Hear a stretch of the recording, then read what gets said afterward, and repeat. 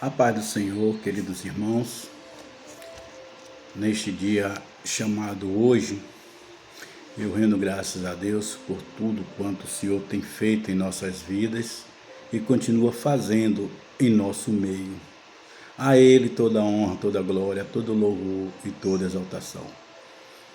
Há tempos que eu não faço um vídeo, mas eu quero ser bem sucinto neste dia, só para compartilhar com os irmãos 2 versículos da palavra de Deus. O primeiro versículo se encontra no livro dos Salmos, o Salmo 40, e o versículo 3. Mas melhor, para ser mais explícito, né? Vamos começar do Salmo 40, verso 1, que diz: Esperei pacientemente no Senhor, e Ele se inclinou para mim e ouviu o meu clamor.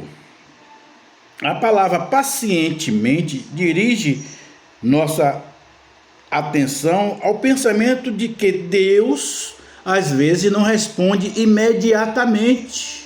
Entretanto, a última porção deste versículo nos anima que ao final Ele responderá e ouvirá o clamor. Aleluia. O tema é triplo.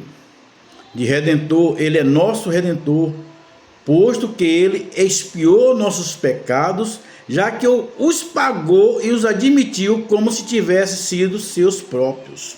Quer dizer, Ele morreu na cruz do Calvário, se fez pecador por nós e assim pagou todos os pecados, né? Ele comprou com sangue precioso aquela condenação que já estava posto a nós. Eu costumo dizer que todos nós nascemos com a promissória como devedor, já sujeito à morte. O Romanos vai dizer que todos pecaram e destituídos estávamos da glória de Deus. Então, mas para que a glória, a graça nos alcance, é necessário que nós possamos aceitá-lo. Hoje eu vejo muitos pregadores, eu vejo muitos doutos, né, na palavra, mas não está mais se referindo à salvação. Pelo contrário, está se referindo a promessas de riquezas, bênçãos materiais. Porque que adianta você ter bênçãos materiais nesta terra onde as traças vai consumir, né? Eu nunca vi, eu não sei se vocês já viram, mas eu nunca vi um homem multimilionário ou multitrilionário e o seu fúnebre, o seu féretro, e na frente e atrás um caminhão trazendo todos os seus bens para enterrar junto com ele. Eu nunca vi isso. Então a Bíblia diz claramente de que adianta o homem ganhar o mundo inteiro e perder a sua alma. E isso está faltando no nosso meio, porque o Senhor disse que aquele que vencer lhe dará o direito de sentar junto ao Pai.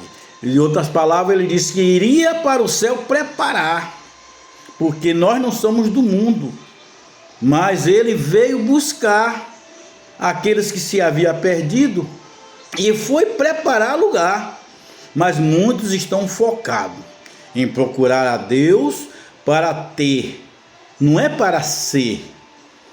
E nós, como ainda vamos dizer, aleluia, louvado seja o nome de ramificados, poucas ramificações que temos, ainda colocamos a palavra expositória da Bíblia, onde se fala sobre salvação da alma.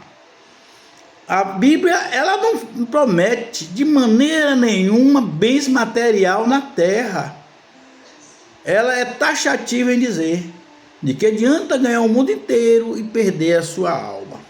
Mas quando o homem ele tem um encontro pessoal com Cristo, ele começa a refletir que ele tem que andar agora em uma nova vida, em uma nova conduta, em um novo caráter, para que ele possa alcançar através da misericórdia de Deus, a salvação em Cristo Jesus, porque está preparado.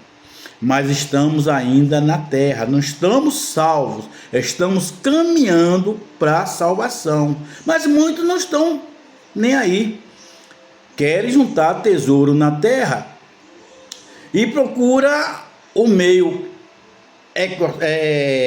vamos dizer, evangeliquez, o meio evangélico, achando que Deus vai lhe dar a riqueza. Deus prometeu salvação, Deus prometeu uma vida eterna, e muitos estão enganados, e é um ledo engano. Aleluia. E a Bíblia, ele vai, no Salmo 40, ele vai dizer que teve um encontro com Deus e me tirou de um lago de miséria, de um lodo lamacento, e pôs os meus pés sobre uma rocha e endireitou os meus passos.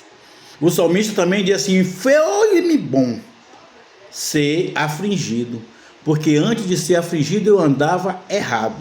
Ele está dizendo: eu estou buscando a salvação, porque não me importa, porque tudo que eu tenho é dele. Então, nós precisamos ter essa consciência de que tudo que temos é dele. E a Bíblia diz também, no seu capítulo, no seu versículo 3 do Salmo 40, e pôs logo em minha boca um cântico novo. Assim como ele teve um encontro com Deus, ele também teve uma mudança de comportamento. Porque tem pessoas que têm um encontro com Deus e você não vê. Hoje é difícil você dar a paz do Senhor a alguém, ou encontrar alguém e saber se é evangélico ou não, se é crente ou não, né? Porque a sua conduta e muitas vezes o seu caráter é o que diz. Não precisa você sair dizendo que eu sou crente. E aí eu quero fechar, não quero ser muito extenso. Ele diz: pôs em minha boca um cântico novo, um hino de louvor ao nosso Deus. Muitos o verão, temerão e esperarão no Senhor. E pegando essa carona aqui no Salmo 40, eu já vejo aquele encontro daquela mulher samaritana com Cristo. Quando ela teve encontro com Cristo, ela já teve uma mudança. Muitas das vezes, se você tem um encontro com Cristo, você não tem uma mudança. As velhas amizades, as velhas conversações, as más conversações que corrompem os bons costumes, continuam. E é para isso que veio a palavra que nos confronta. A palavra do Senhor, ela nos confronta. Por quê? Quando a gente fala para a gente andar na contramão do mundo, ela está dizendo o seguinte: que aquele que roubava não rouba mais, aquele que mentia não mente mais. O Salmo 1 vai dizer: bem-aventurado o homem que não se assenta na roda dos escarnecedores, né? Antes tem o teu prazer na lei do Senhor. E aquela mulher, quando ela teve encontro com Jesus, embora que samaritanos e judeus, eles tinham um ódio inseparável, a questão da religiosidade, que muitas das vezes também ela entra nesse contexto, e é um perigo, porque eu quero que as pessoas vejam Deus em mim. Não preciso dizer que eu sou evangélico, mas as minhas ações, as minhas atitudes, a minha conduta, ela vai falar por si só. Aleluia! Louvado e engrandecido seja o nome do Senhor. Aqueles que eu conversava, as pornografias, eu tenho que parar. Aqueles hábitos que eu tinha, eu tenho que parar. Eu não posso deixar de falar com as pessoas, mas isso não me obriga a caminhar num erro que andava junto com elas. Então a gente tem que separar. É por isso que a Bíblia diz que tem que separar o joio do trigo. Por enquanto está tudo misturado, o joio e o trigo, mas tem uma diferença, que o trigo, quando vem a tribulação, que vem a ventania, ela não quebra, ela se enverga. Já o joio, ela quebra. Por quê? Ela não está embasada na palavra, ela não está firme na palavra, no contexto bíblico. Mas aquela mulher não, ela deixou, pôs a mulher o seu cântaro e foi à cidade. Olha só a mudança. Não sei o passado daquela mulher. A Bíblia fala do marido e tal. Eu não quero me estender muito sobre isso, mas tem também contexto bíblico para debater com quem quiser. Mas eu quero também só me referir sobre isso, porque as atitudes dela foi anunciada. Ela disse, e disse àqueles homens: vinde, veio um homem que me disse tudo quanto tenho feito. Porventura não é este o Cristo? Saíram, pois, da cidade e foram ter com ele. E, entretanto, os seus discípulos lhe rogaram, dizendo: Rabi, come. Ou seja, na hora que ela teve o encontro com Deus, a mudança dela logo foi notável. Ela anunciou, e é isso que temos que fazer. Precisamos manter uma conduta cristã, precisamos manter uma conduta de que Cristo vive em nós, para que assim as pessoas sintam um desejo ou que almeje ser igual a nós. Mas muitos não estão dando esse testemunho, e muitas das vezes as pessoas dizem: ser crente igual a esse, eu não tenho interesse, nem na igreja dele eu visito.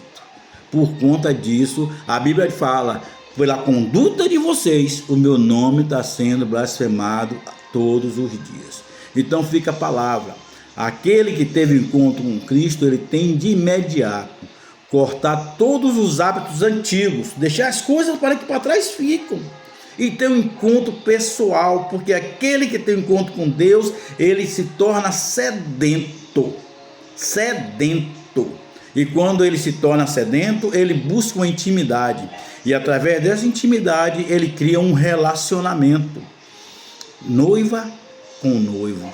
E quando você tem um encontro com Deus, realmente as coisas materiais você nem se preocupa, porque o que mais interessa é Cristo na sua vida, na minha vida.